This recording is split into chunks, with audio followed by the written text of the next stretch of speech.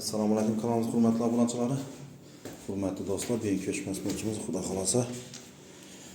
Tak, Urganch shahrindamiz. Urganch shahrini markazindamiz, yurtdoshlar. Kirpishniy dom 5 qavatli, ikkinchi qavatida remontdan chiqqan.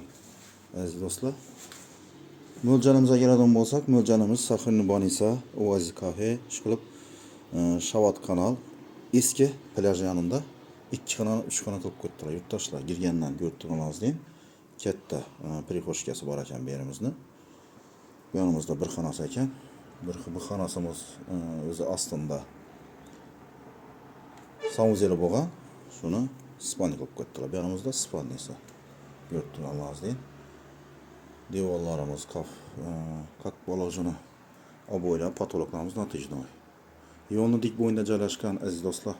Pastamiz pol 100% girgandan omonliklar ham qo'yib qo'yibdilar.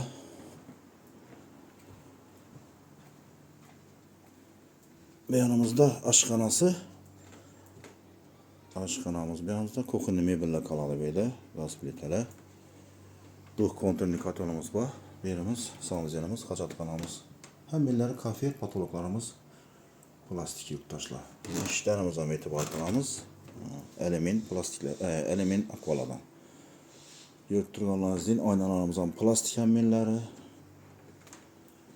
Eshiklarimiz ham derivan eshiklardan. Hamma shu. Bu yerimiz mehmonxonamiz aziz do'stlar.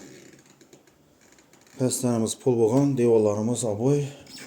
Joyimizda orqa ekran yozilib turadi. Bemalol telefon ranglar 2 xonani 3 xona qilib qo'yibdilar aziz do'stlar. Eski plyajni, eski Shavat kanalda plyaj bor edi. Plyajni dik bo'yinda joylashgan bu. Yo'lni bo'yinda joylashgan. Saxirni Bonisa ham bor bu yerimizda. Lokatsiyamizga gap bo'lishi mumkin emas. Ko'pirning yonidagi kirpishni domda. Aziz do'stlar.